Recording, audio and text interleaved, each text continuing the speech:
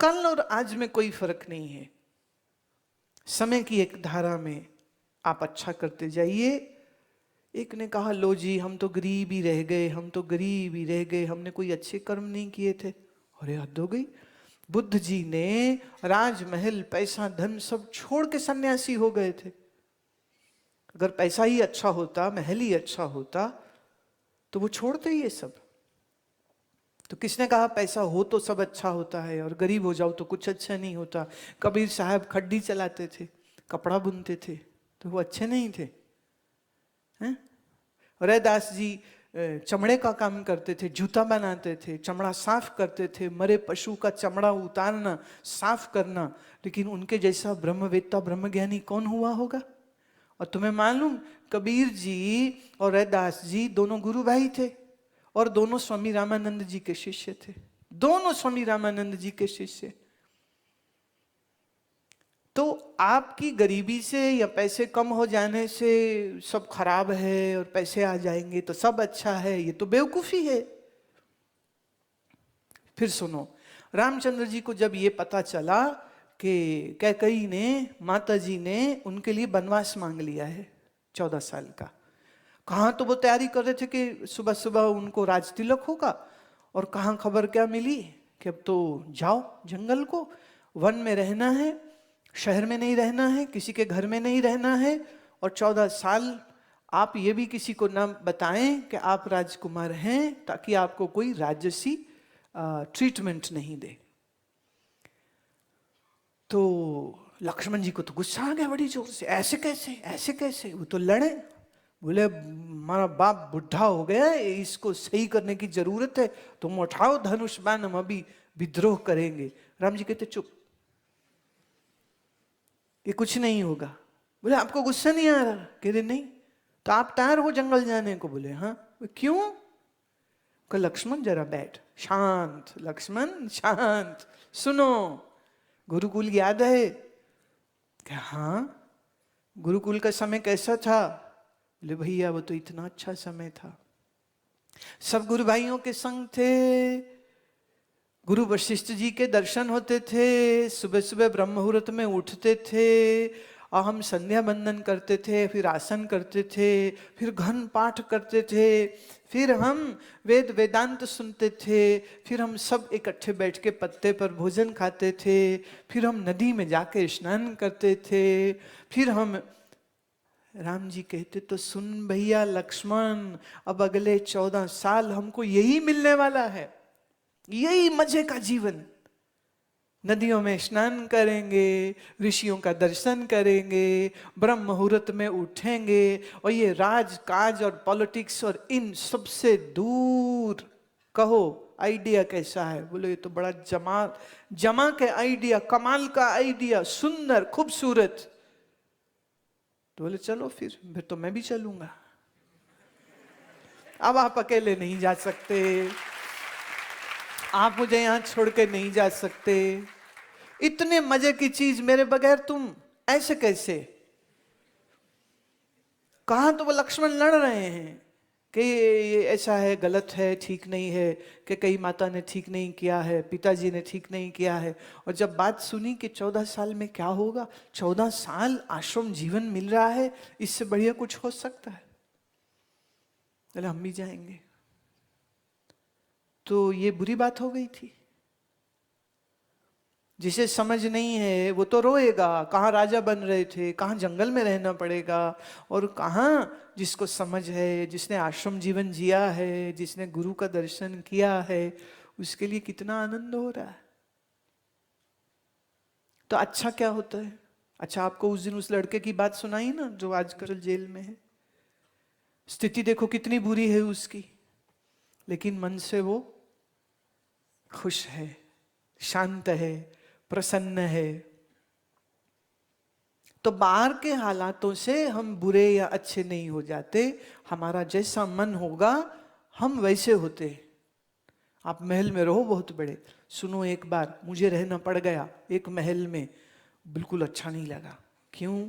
मैंने कहा राजा महाराजा रानियां महारानियों की भूत भूतनियां बन के यहीं घूम रही होंगी, यहाँ क्या अच्छा है? क्या अच्छा है यहाँ पर? और तुम्हें मालूम है राजा बनने के लिए एक दूसरे को मार देते हैं, जहर दे देते हैं, कत्ल कर देते हैं, तो ऐसी जगह कोई सुंदर हो सकती है? तो महल सुंदर नहीं, मन की शांति सुंदर है। समझे? जितना सादा जीवन हम जिएंगे उतना हम किसी की भी गुलामी किए बगैर जी सकते हैं। मुझे ये चाहिए, मुझे वो चाहिए, मुझे ये चाहिए, चाहिए चाहिए तो भीख वाली बात हो गई ये तो। सुनो, एक भिखारी गया, उसने आवाज दी, ए माता कुछ दे दे, ए माता कुछ दे दे। बोले कुछ नहीं है। ए माता कपड़ा ही दे दे, है नहीं। ए माता रोटी दे दे, है नहीं। ए माता दूध ही दे दे, है नहीं। चल माता तू भी आ जा फिर।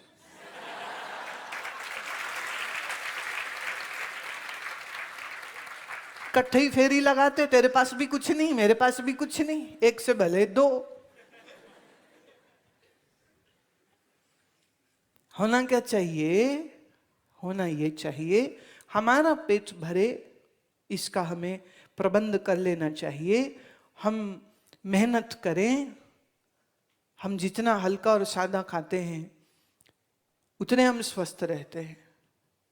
जितना हम तरमाल खादा, जिन्ना खादियां चौपड़ियां कणे सहनगे दुख। चौपड़ी चौपड़ी खाओ। चोपड़ा जी चौपड़ी चौपड़ी खाते थे, चोपड़ा जी को हार्ट अटैक हो गया। फिर डॉक्टर ने कहा चोपड़ा जी अब चौपड़ी नहीं खानी, चोपड़ा जी अब सूखी रोटी खाओ। ते मूंगी दी दाल, मूंगी दी दाल, मूंगी दी।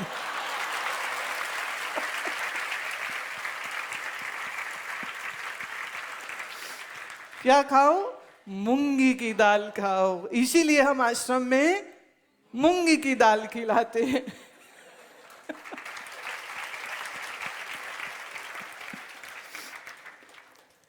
पर ऐसा नहीं है, आपको भी पता है मूंगी दाल के साथ साथ तुमको और भी बहुत कुछ नहीं मिला है। ऐसे मत मूंगी दाल गाइयो। कहाँ है लड़का वो? अब सिर नीचे कर रहा है। अच्छा, क्विक क्वेश्चन एक लेते। तन्नू कौशिक गुरुग्राम से, what happens to the soul or atma when it leaves the body behind and where does it go? एक जोगी, साधु और संत में क्या अंतर है?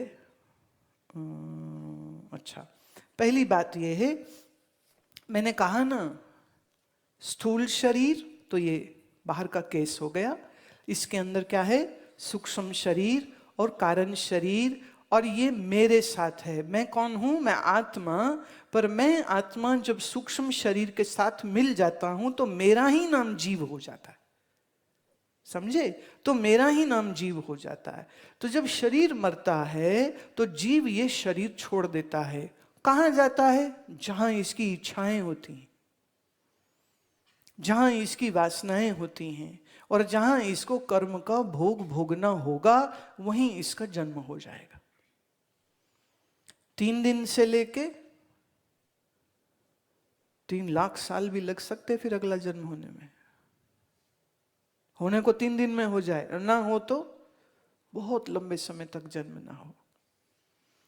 जैसे a square clock will go into a square space and a round will go into a round space. ऐसे ही हमारे कर्म अनुसार हमको मां और पिता मिलने वाले हैं, तो वो मैचिंग होनी चाहिए। तुम कहोगे who will do this matching? उसी को हम कहते हैं महतत्व। The divine mind, the cosmic, macrocosmic mind, that intelligence works to create that. See, you have this thing, the AI.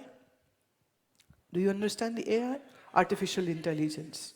This artificial intelligence is now being used in so many areas. And very soon, maybe in another 5 years or so, it will do amazing things for us. पर कोई ये बात नहीं सोचता कि ऐसे कैसे हो सकता है। I'll give you one more example. ये I'm wearing an watch. अचानक से बोल पड़ती है because she is listening. Intelligence कितना कुछ कर रही है कि नहीं? आप यहीं बैठे स्विट्जरलैंड का क्या मौसम है जान सकते हैं? आप यहीं बैठे न्यूयॉर्क का स्टॉक मार्केट का क्या रेट चल रहा है जान सकते हैं?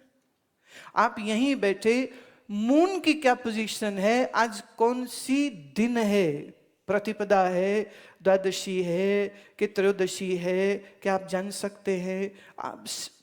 आपके मार्स की पोजीशन क्या है? There is an application which you can put in your phone. It will let you know. Longitude latitude सब मालूम हो रहा है कि नहीं हो रहा? तो जब आदमी की बताई इंटेलिजेंस इतना काम कर सकती है, तो प्रकृति की इंटेलिजेंस क्या कुछ नहीं कर सकती? इसीलिए उसे कहते हैं महातत्व. A very big mind is working. A very big mind is working. So अगला जन्म कहाँ होगा, ये आपके कर्म पर निश्चित होता है, और किस जगह होगा और कितने समय बाद होगा ये उस इंटेलिजेंस के ऊपर निश्चित होता है.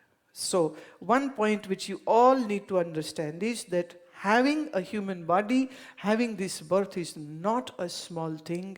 It is the biggest opportunity which you have. It is the greatest blessings what you have, and that is we are born like a human being, not like a dog or a cat or a mosquito. सोचो तुम मच्छर बन के पैदा होते, सारा time तुम्हें लोग यही कर रहे होते, पिटाई हो रही होती तुम्हारी. देखो लो छिपकलियां, कॉकरोच की क्या हालत, क्या दुर्दशा हो रही होती. एक कॉकरोच दिख जाए पूरा खानदान जूते लेके उसके पीछे पड़ जाता. हाँ, पर आप मनुष्य हैं, कॉकरोच में भी उतने ही प्राण है और उतनी ही जान है. याद रहे, कॉकरोच में भी जीव है. जहां मन है वहीं जीव है. जीव उसमें भी है, पर उसके पास वो बुद्धि नहीं है, उसके पास ये स्पाइन नहीं है, द वर्टिकल स्पाइन नहीं है, थिंकिंग ब्रेन नहीं है, पर जान तो उसमें भी है. राइट? तो सांप हो, बिच्छू हो, जानवर हो, मारो मत. Don't kill them. They have a mind, they can feel the pain. So please spare all the chickens. Don't eat them. They have life. They cannot communicate. They cannot speak to you. They cannot say, don't kill me. You can. तुम्हारे को यहाँ गर्दन पे रखे चाकू, तुम कह सकते हो मुझे मत मारो, पर लेकिन वो चिकन नहीं बोल सकता, वो मुर्गी नहीं बोल सकती, वो भैंस, वो सुअर, वो ऑक्टोपस, वो मछली, पता नहीं क्या कुछ, क्रैब, केकड़े, पता नहीं क्या कुछ खा जाते हैं. कहते I have taken N exotic food. What? Fried frog legs. Exotic food. मैं लानत तेरे इंसान होने पर, बताओ क्या खा के आ रहा है तू? बट इसमें एक्सोटिक क्या है? So being human, it is a great responsibility. We live nicely, we live beautifully, we love all, we respect all lives, we don't harm anybody, and we use our intellect to become more and more stronger and intelligent and compassionate person. Be a compassionate person. If you give compassion to others, that compassion will come back to you.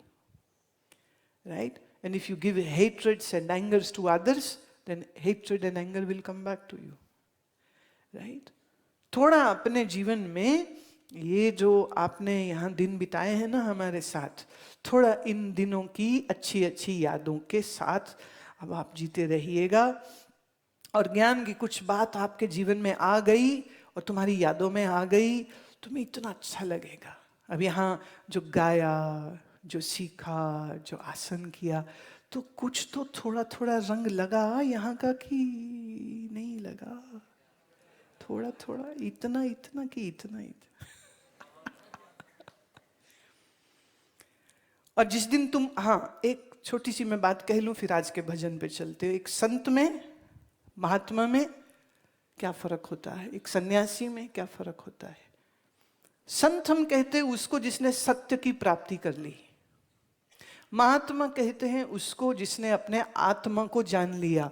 और आत्मा तो महान है ही, और वो तुम्हारा भी महान ही है, पर आपने अभी पहचाना नहीं, इसलिए आप साधारण हैं. जो पहचान ले उसे हम महात्मा कहते हैं. और सन्यासी कौन है? जो अपने पूरे जीवन को ज्ञान के लिए डेडिकेट कर देता है। वशिष्ठ जी की तरह पहले आत्मज्ञान पाओ और फिर आत्मज्ञान दूसरों को दो। समझे? पहले खुद योग सीखो, फिर योग दूसरों को सिखाओ। पहले खुद के जीवन में प्रेम भक्ति लाओ और फिर प्रेम भक्ति दूसरों को भी दो। तो जो अपने समस्त जीवन को ईश्वर की राह पे लगा दे और संसार की भोग और वासनाओं को जो त्याग देता है, उसी को सन्यासी कहते हैं। और ये बड़ी किस्मत से और बड़ी मुश्किल से और बड़ी जब गुरु की कृपा हो और बहुत बुद्धि प्रज्ञावान जिसकी हो जाए, उसी के मन में ऐसी भावना आएगी। नहीं तो वही लगता है पैसा कमा लो, ये कर लो, वो कर लो, वो कर लो, दुनिया का सामान इकट्ठा करते रहो और मरते समय खाली के खाली चले जाओ, साथ में तो कुछ जाना नहीं है। पर एक के लिए खाना पीना भोग ही सब कुछ है, और एक कहते नहीं, भोग नहीं, अब तो भगवान चाहिए, भोग नहीं, अब तो गुरु की संगति चाहिए। तो जिसे गुरु का संग प्रिय है, गुरु का सानिध्य प्यारा है, जो गुरु के साथ रहना चाहता है, जो ज्ञान को अपने जीवन में लाना चाहता है और संसार की इच्छाओं को जो त्याग देता है, उसी को हम एक सन्यासी कहते। अब आज का इस शिविर का आखिरी भजन तुम सुनो।